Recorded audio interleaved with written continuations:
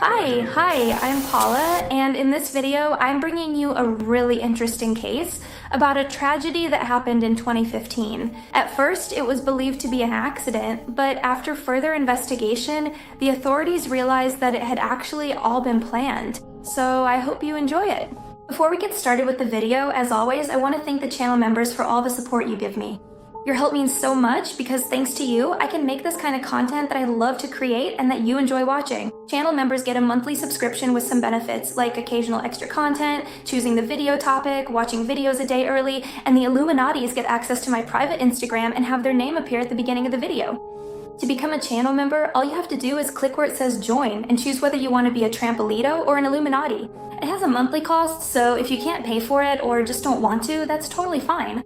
Thank you so much for watching the videos, and now let's get started with this lead. Daniel Dana was a 5-year-old boy, very smart, curious, and energetic. He liked practicing karate and playing the guitar. He lived with his mom, Narges Shebard, and his dad, Hamid Dana, who met in Iran when his dad went there for a visit. They fell in love and got married soon after. Then they moved to the United States, specifically to Maryland. They were cousins, but not biologically, because Narges was adopted, but that's how they met. At first, their marriage seemed to be going well, but little by little, problems started, and things escalated to the point where both of them began to abuse each other. These abuses were psychological and at times physical, so they thought it would be best to separate, and then started the divorce process. But even though they were separated, the fights just kept going and going. It was almost an everyday thing. One of the main reasons they fought was because of Daniel, since his mom didn't want him to spend time with his dad, and his dad didn't want him to spend time with his mom, so they argued a lot about that. Another reason they argued a lot was because his dad hired a nanny to take care of Daniel. And this nanny was young and attractive, which made Narges very jealous. She didn't want her son Daniel to spend time with this nanny or with his dad. This is where the battle between them for Daniel's custody begins. Hamid, the father, hired a private investigator to prove that Narges wasn't a good mother. This investigator followed her and took pictures of her. Honestly, the divorce was getting really ugly. They were just one day away from the final hearing to determine who would get custody of Daniel. On June 15th, 2015, Narges asked one of her best friends to lend her a car because she wanted to pick up her son Daniel from school. She picked him up and he was really excited because it was the last day of school. His mom wanted to give Daniel a special day before the hearing. To celebrate, his mom took him out for a ride around the city and they went to eat at different restaurants. It seemed like Narges was trying really hard to give Daniel the best day possible. At around 3 in the morning, she decided to take a spontaneous trip to the beach. They were headed to Ocean City, Maryland, but unfortunately, they never made it to the beach. It was nighttime, it was dark, and Narges lost control of the car. They crashed on a highway and the car caught on fire.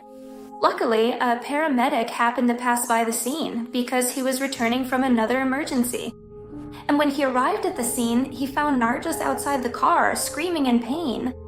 Part of her clothes were burned, and she also had burns on her skin. She was screaming for help. The paramedic asked Narges if there was anyone inside the car.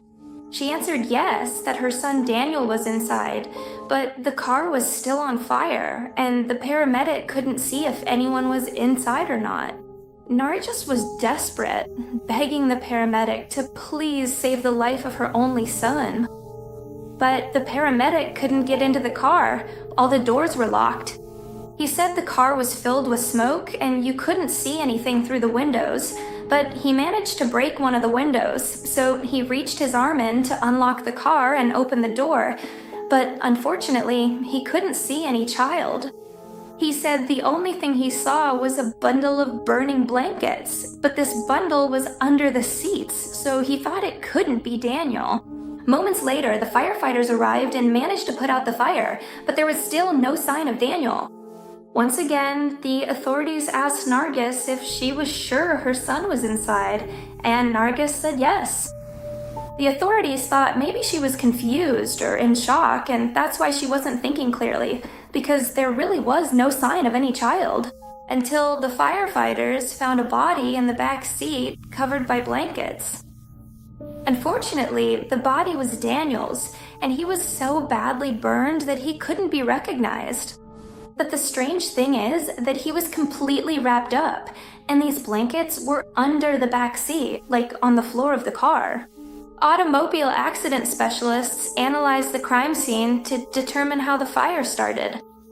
The evidence revealed that the car was severely burned on the inside, but there was almost no damage on the outside, which is very suspicious. And even stranger, the car didn't have any mechanical problems that could have started the fire. According to witnesses, the whole scene smelled strongly of gasoline, but the car itself didn't have any issues with the gas tank. Narges was rushed to the hospital because of the burns she had. At first, she seemed very worried about her son, but once the ambulance took her away, she never asked about him again.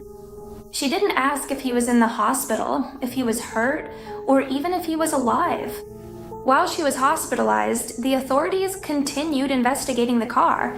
They realized that the smell of gasoline was coming from inside the car, specifically from Daniel, who had been completely doused in gasoline. His body, his clothes, the blankets he was wrapped in, and basically the entire area where they found his body. That's when they realized it wasn't a car accident. This was planned to take little Daniel's life. They questioned Narges, who said she had a lot of gasoline because they were going on this trip to the beach. So she filled up these big gas cans so they wouldn't run out of fuel on their trip, but then she forgot she had so much gasoline in the car. So she lit a cigarette, and when she did, that's when the whole car exploded. But the detectives realized there were a lot of holes in her story, and it didn't match the crime scene. For example, the car had burn marks on the outside, as if someone had tried to set it on fire from the outside, and when that didn't work, they burned it from the inside. But the most shocking thing of all was when Daniel's autopsy results came out, which showed that he didn't have any smoke in his lungs, meaning he wasn't breathing when the fire started. Daniel had already died from another cause. The report showed that the actual cause of death was poisoning. It was a large dose of a medication that's usually prescribed for rashes or allergies, things Daniel didn't have. The amount of this medication he took was so high, it could kill an adult. When Narges found out that the police already knew the real cause of death, she said it was an accident because she didn't know this medication could be so harmful to her son. She said she gave him a little, just a little, because Daniel started to catch a cold, so she wanted to prevent the illness and gave him a spoonful. Since it didn't work, she decided to give him a little more of the medication, and when Daniel stopped breathing, his mother panicked and decided to cover it all up as an accident. Although the authorities revealed that the dose she gave him was indeed a lot, at least a whole bottle of syrup, something very sad is that Daniel didn't want to take this medicine. They realized that the boy had marks on his cheek and parts of his face because he was trying to get away and not drink the syrup. But his mother's hand squeezed his face tightly so he would drink it all. Just imagine how hard she was holding him to leave bruises on his face. Maybe Daniel would have survived if Narges had taken him to the hospital. But instead, she drove for hours until Daniel died. And then she set the car on fire to make it look like an accident. Authorities believe that the reason Narges did this was out of revenge. She didn't want the father to get custody, so she decided to take her own son's life. When the trial was held and they were gathering evidence against Narges, they discovered messages she had sent to Daniel's father, saying things like, "I'm going to make you cry. You'll regret it." She said that to him a couple of days before she took her own son's life. From the very first hearing, Narges pleaded guilty, said she was sorry, and begged the judge for mercy. But the opposing attorney said that Narges was drawing during the trial, and that her attitude kept changing a lot. At times, she seemed very worried, but then she would be completely relaxed while she drew. Daniel's father was supposed to speak at the trial, but he said he couldn't. He found himself unable to find the right words and was still in far too much pain to speak in front of Narges. So instead, he penned these heartbreaking words. Daniel didn't die in an accident. He died because this woman wanted to seek revenge against me for the divorce. No human being would ever do this to their own child. No parent should ever have to bury their child. Narges was sentenced to life in prison, with the possibility of parole in 50 years. Hamid said that the last words he shared with his son Daniel were on the morning of the day he died, when he dropped him off at Narges' house. These were their last words. His father said to him, "Please, be strong." And Daniel replied, "Daddy, I am strong. You be strong." Hamid is now part of an organization that seeks to support children who have suffered domestic violence. He wants to prevent any other child from going through what happened to Daniel. And that's all the information about the case. It's a horrible case. I honestly don't understand how his mother was capable of doing that, all out of revenge. Every time there's a similar case where a parent kills their child, I get a comment a lot that says, all children deserve parents, but not all parents deserve children. And that's absolutely true. The good thing is that Narges will spend her whole life in prison, paying for what she did. Please leave your opinion in the comments section because I love reading them. If you like the video, please give it a like. If you haven't subscribed, you should subscribe and turn on the notification bell so you get notified every time I upload a new video. If you want to follow me on my social media, here's my mediocre Twitter, where I don't post anything interesting, but if you want to follow me, you're welcome to use it. Same with my Instagram, where you definitely should follow me because I post nice pictures and I'm a little more active in my stories. Just a reminder, I have 2 secondary channels, one for vlogs where I share a bit more about my life, and the other is about books where we talk about literature every week. If you're interested in any of those topics, I would really appreciate it if you go and subscribe. I love you all so much, and I'll see you tomorrow with a new video. Bye!